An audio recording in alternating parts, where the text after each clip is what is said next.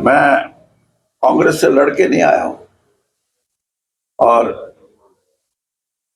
मैं कांग्रेस के नेताओं के खिलाफ कोई यानी निम्न स्तर की बात नहीं करूंगा। उन्होंने भी ये बात मेरी कही और कि भाई हाँ ऐसा होना चाहिए, लेकिन आज की राजनीति में यही है कि जिसको आप या तो उसकी खुशामद इतनी करो कि वो कहे इससे बढ़िया कोई आदमी नहीं, या जिस पार्टी को बदलते हो दूसरों को ऐसी भाषा का इस्तेमाल करो जो सभ्य समाज की भाषा नहीं है। तो ये सारी चीजें हैं। आप गठबंधन टूटने की बात कहते थे कि जसपा से बीजेपी का गठबंधन टूट जाए नहीं तो मैं पार्टी छोड़ दूंगा। गठबंधन तो टूट गया, फिर भी आप पार्टी छोड़ रहे हैं। अब गठबंधन अगर अगले महीने तोड़ेंगे तो मैं पार्टी में बना रहूंगा। मैंने यही कहा था भाई, जब या तो आप गठबंधन छोड़ दो तो बीजेपी की बात मैं सोच सकता हूँ, गठबंधन में रहोगे तो वीरेंद्र सिंह बीजेपी में नहीं है। अब 2 दिन बाद मेरे को कोई कहे अजी अभी तो है, अभी है, मैंने कहा कहाँ है।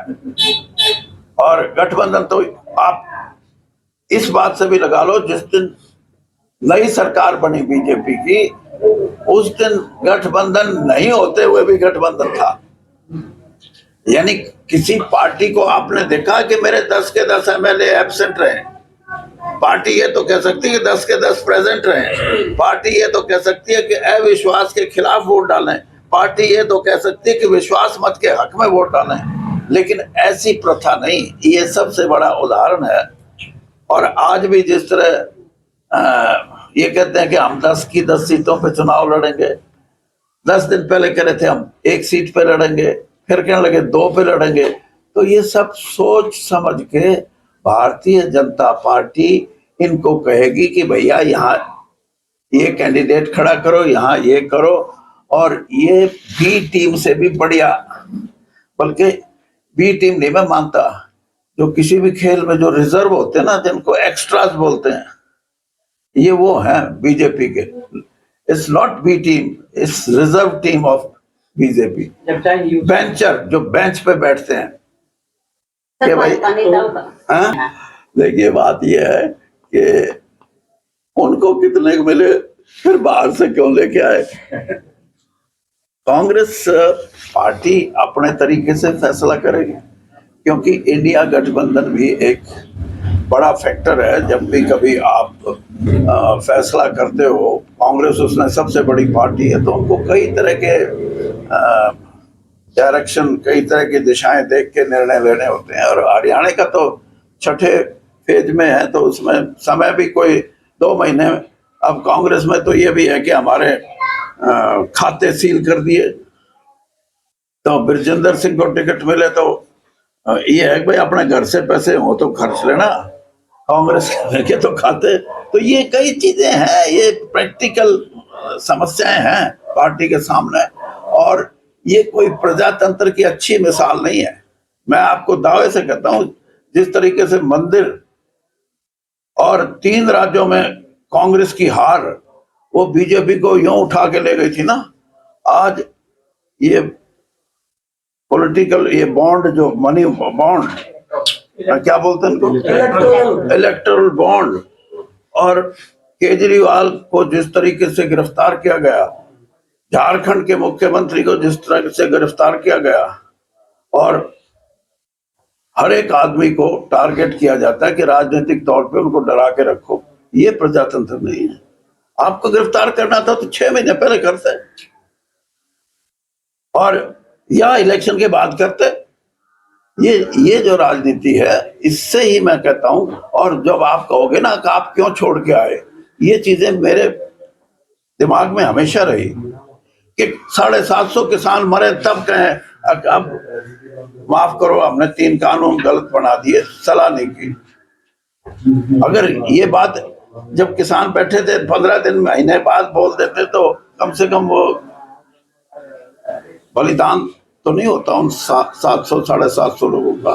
तो ये चीजें हैं, और इन चीजों को गहराई से देखो तो कहीं ना कहीं आपको लगेगा कि प्रजातंत्र में कुछ ऐसी चीजें हैं जिससे कि प्रजातंत्र अपने आप को एक साधारण आदमी भी ये सोचता है कि तू सुरक्षित नहीं है। साधारण आदमी ये सोचता है कि तेरे को बोलने का हक नहीं है। साधारण आदमी भी ये सोचता है कि सरकार के खिलाफ कोई बोलेगा तो और कोई सजा मिले ना मिले, जेल में जाना जरूरी है। ये चीजें हैं। और ब्रजेंद्र सिंह सोनीपत से लड़ेंगे सर? हाँ? ब्रजेंद्र सिंह सोनीपत से लड़ेंगे? पार्टी जहां से लड़ाएगी लड़ेगा वो, और उस क्योंकि वो सिटिंग एमपी हिसार से है तो उसकी प्राथमिकता तो हिसार है, और वो पार्लियामेंट का चुनाव लड़ने के लिए हिसार से ही उसका मन है।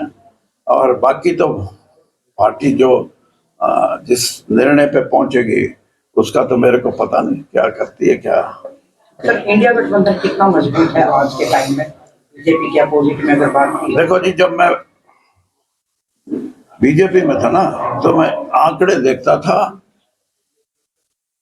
जो पहला ओपिनियन पोल था ना, फर्स्ट ओपिनियन पोल, आज से डेढ़ महीना भी हो गया होगा शायद, उस टाइम दो आंकड़े थे जो आपने भी देखे होंगे, 195 और 295, 100 सीटों का अंतर दिखाया था ओपिनियन पोल में। और ये वो ओपिनियन पोल था जब राम मंदिर, जब 3 राज्यों में हार, और अब है इलेक्टोरल बॉन्ड। और इलेक्टोरल बॉन्ड के साथ साथ ये मेरा अपना राजनीतिक अनुभव है, मेरा 50 साल का, कि अब वो जो एक क्लाइमेक्स आया था भारतीय जनता पार्टी के पक्ष में मतदाता का, वो अब नीचे आ रहा है, वो ग्राफ नीचे आ रहा है। वो कितना नीचे आता है, हरियाणा वाले तो उसको जल्दी खींच के भी नीचे कर सकते हैं, बाकी देश में देखना है। 400 पार का जिस तरह नारा दिया जा रहा है बीजेपी की तरफ से, 400 पार का नारा दिया जा रहा है बीजेपी की तरफ से, तो क्या लगता है वो 195 से भी नीचे आएगा या उससे भी नीचे आ सकता है? देखिए बात ये है कि अगर वो ये कहें कि हम तो 250 पार रहेंगे तो लोग कहेंगे अच्छा हो लिया काम। इसलिए कोई पार्टी भी जीतने के लिए ये कहती है हम तो जीतेंगे, और जिसको ये हम हारेंगे वो चुनाव ही नहीं लड़ सकता। इसलिए कोई भी पार्टी जो चुनावी मैदान में जाती है तो वो बड़े से बड़ा दावा करती है अपनी जीत का, और ये है। हरियाणा में भी 75 पार था जी, तो साहब, चुनाव से पहले बीजेपी ने हरियाणा में पूरी सरकार ही बदल दी। हाँ, चुनाव से पहले हरियाणा में बीजेपी ने अपनी पूरी सरकार बदल दी, कट्टर सरकार चेंज कर दी। हाँ। तो क्या वजह है? वजह यही हुई जो मैं भी बोल रहा हूँ कि कहीं ना कहीं जो खाट है ना, खाट, उसमें मूंज जब टूटने लग जाए तो नया मूंज डालना पड़ता है। अब आप हिसाब ला लो। आप बीजेपी में अपने साथियों को चाहते थे कि कितने मिले, जैसे क्या कांग्रेस में भी इस तरह की आपकी बात रहेगी? अभी यार शामिल होने दे, मेरा पहले जूत बजवाओगे। अच्छा चौधरी साहब, एक चर्चा ये भी रहती है कि भूपेंद्र सिंह हुड्डा भी बीजेपी से मिले हुए हैं। देखिए बात यह है कि ये चीजें हर तरह की चीजें चलती हैं, और इनका अब आज मैं रास्ते में सट्टा बाजार की खबर सुन रहा था। सट्टा बाजार बीजेपी को 2 सीट के अलावा तीसरी पर जा ही नहीं रहा था। तो ये गपशप के प्रोग्राम हैं, चलने चाहिए और चलते रहते हैं। कोई कहता है कि ये मिल गया, कोई कहता है वो मिल गया, कोई कहता है जी इसकी पर्दे के पीछे बात हो गई। इन चीजों का कोई महत्व नहीं है।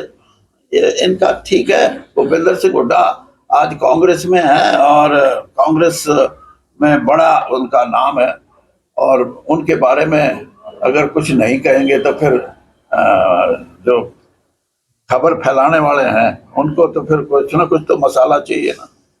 ठीक है सर, पहले आपके चक्कर में, जैसे आप कह रहे हैं कि मैं दिल्ली जाऊं या वो यहाँ आए और ट्रेन छूट जाए तो फिर क्या करें? किसकी ट्रेन छूट गई? जो आपने ज्वाइनिंग करने की अभी बात की कि मेरे को ज्वाइन तो कर लेने दो, हाँ। उसके बाद देखते हैं। हाँ। तो पहले आप यानी कि आप यहाँ प्रोग्राम करेंगे या दिल्ली वाले पहले आपको बुलाएंगे? नहीं, वो उस चक्कर में अगर ट्रेन छूट जाती है तो क्या करेंगे? वो पार्टी ने फैसला करना है। और दूसरी बात ये है कि ट्रेन तो चलती नहीं हमारी, हम तो पैदल चल के जाएंगे, दिल्ली जाएंगे और यहाँ रैली में भी जाएंगे तो गाड़ियों में जाएंगे, रेल में बैठ के नहीं जाएंगे, ये बात याद रखिए।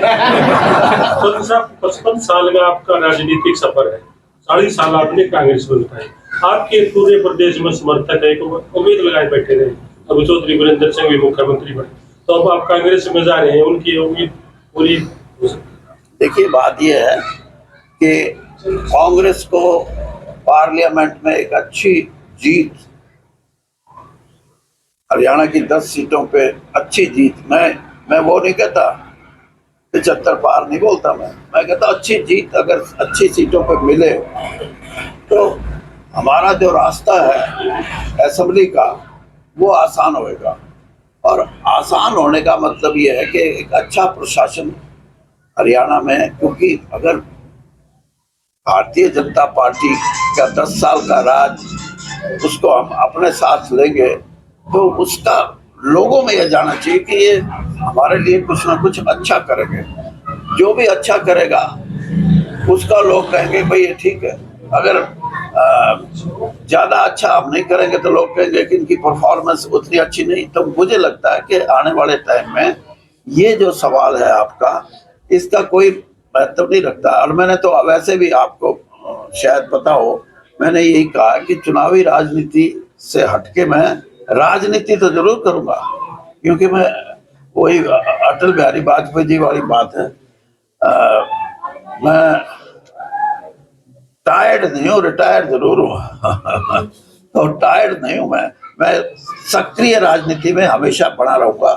और मेरे साथी भी बड़ी संख्या में, मैं उनको भी कोशिश करूंगा कि वो राजनीति में अपनी सक्रिय भूमिका निभाएंगे। तो हो सकता है उनको हम राजनीति में आगे, चुनावी राजनीति में भी उनको आगे लेके आए। अब आप गोल बोल कर देना।